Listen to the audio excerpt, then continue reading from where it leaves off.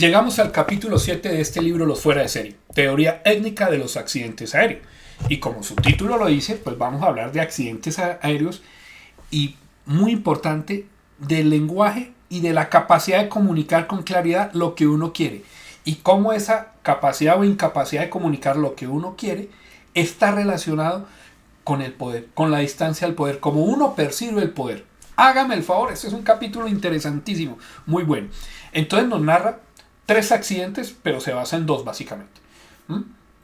De hecho, el tercero está en un pie de página. Entonces, los 2 en que se enfocan es en la aerolínea coreana Korean Airlines, ¿sí? Que tenía un historial de accidentes por granel, por montones, y el accidente de la aerolínea colombiana Avianca, el vuelo 052 de enero de 1990, que despegó de Medellín a Nueva York y terminó en desastre. Entonces hablemos un poquito del accidente de Korean Airlines, ¿sí? El último accidente, el que narran aquí, fue el de One, ¿sí? Pero ya han tenido muchos accidentes antes.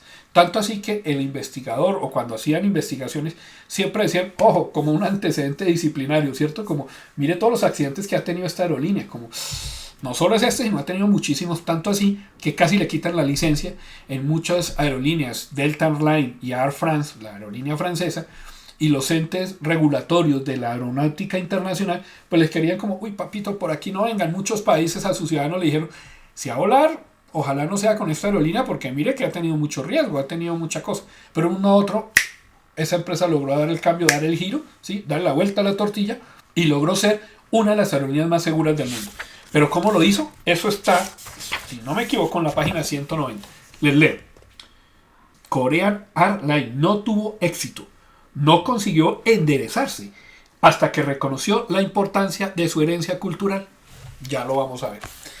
Nos narra con lujo de detalles las conversaciones entre pilotos, digamos, de la aerolínea, del ejemplo del accidente en Guam, de la aerolínea coreana, y las conversaciones entre pilotos, entre el capitán Caviedes y el capitán Clos, pilotos colombianos, en el accidente de Avianca, también con la torre de control, ¿sí? ¿Y qué nos trata de mostrar? Cómo el lenguaje está atado a la jerarquía que uno tiene del poder. Eso es una cosa muy interesante. Entonces, empecemos por paso a paso. Lo primero que nos dice, mire, es que un accidente aéreo, como de pronto los accidentes o las tragedias en la vida de uno, a veces no es que llegó de un momento y falló todo. Son pequeños cúmulos, pequeñas sumatorias de errores, ¿sí? Permítame el leo. Página 192. Un típico accidente comprende 7 errores humanos consecutivos. Uno de los pilotos hace algo mal que por sí mismo no es un problema. Luego comete otro error que, combinado con el primero, todavía no supone una catástrofe. Pero después cometen un tercer error. Y luego otro, y otro, y otro, y otro. Y es la combinación de todos esos errores lo que conduce al desastre. Son muchas cositas pequeñas. Para apoyar eso nos cuenta el evento de una central nuclear en Pensilvania en 1979. Y en ese accidente también fue que, en términos automotrices, que la chumacera no le dio corriente a la tapa del timer, ¿sí? Que un chip no se conectó con eso, que no le entró aire y ¡boom! Explotó todo. Los accidentes aéreos también suceden así. Entonces, en los accidentes de la aerolínea colombiana Avianca, como la aerolínea coreana, pues también hubieron pequeños errores que, sumados todos, terminaron conduciendo a la tragedia. Miren lo importante.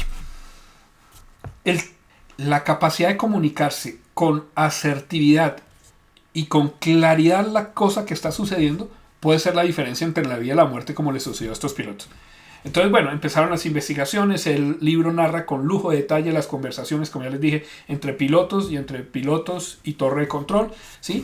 Y pues en una investigación dice lo siguiente. El término utilizado por los lingüistas para escribir lo que ocurría a Clos, que es uno de los pilotos colombianos, el otro era Caviedes, en ese momento es discurso mitigado.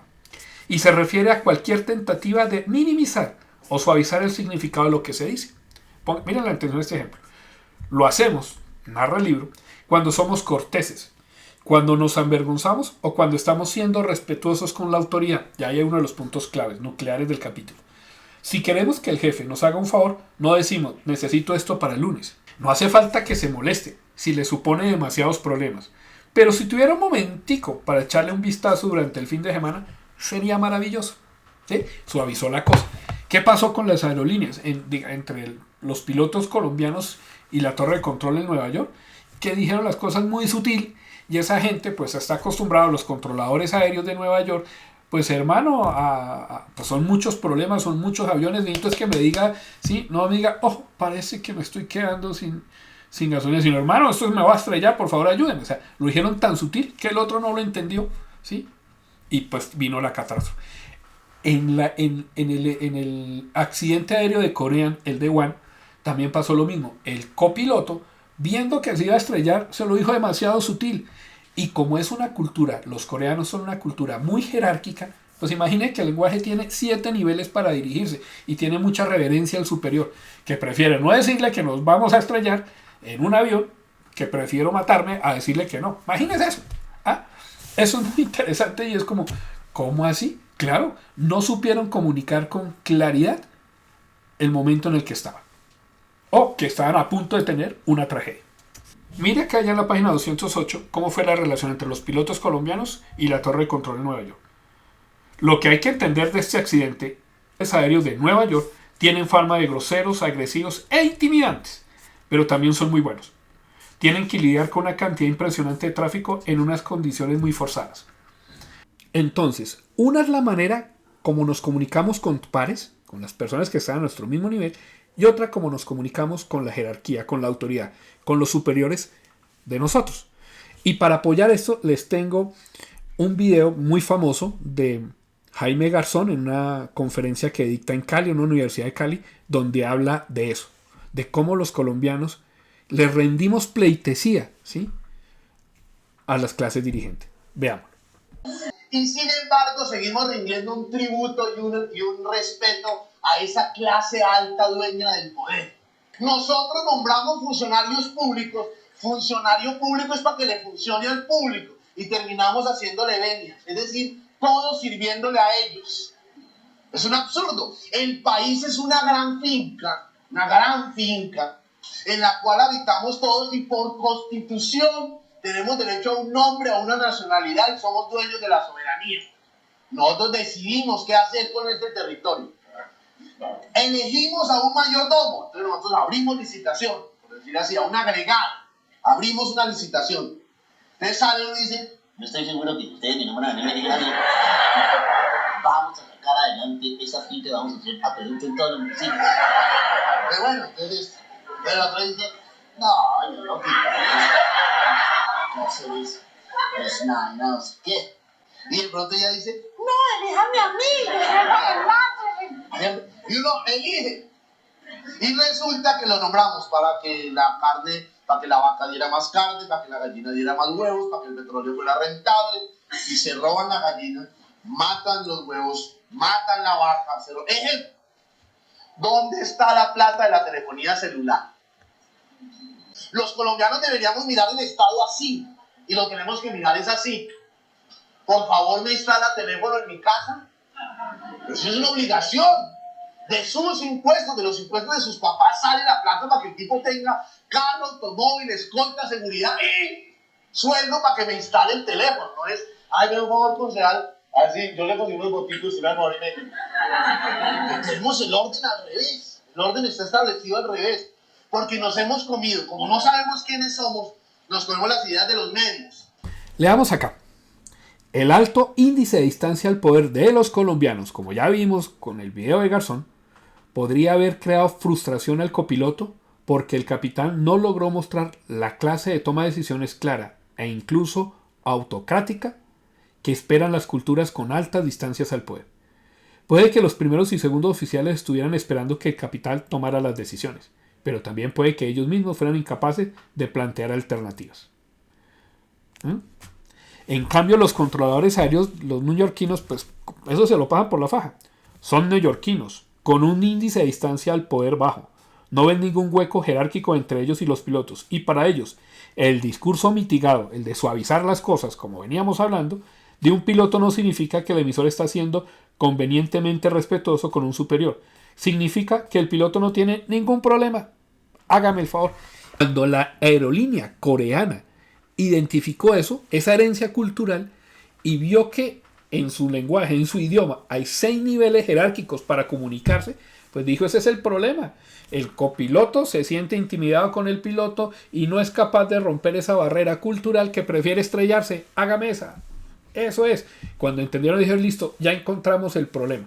¿Sí? Identificar el problema, como hemos visto en muchos videos del canal, es la mitad de todo. Usted identifica el problema y ya sabe por dónde solucionarlo. El problema es cuando no sabe qué es lo que tiene que solucionar. Dijeron, entonces, ¿qué hay que hacer? Contrataron una empresa, dijeron, listo, el problema es esto, de ahora en adelante los pilotos se van a comunicar en inglés, en esa aerolínea. ¿Sí? Ya no más coreano, en inglés. Y el que no pueda, papito, pues se va.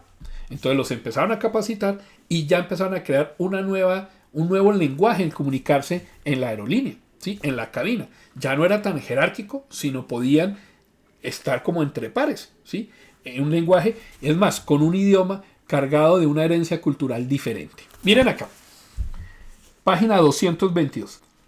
La lengua coreana tiene nada menos que 6 niveles diferentes de tratamiento conversacional, según la relación entre el emisor y el receptor.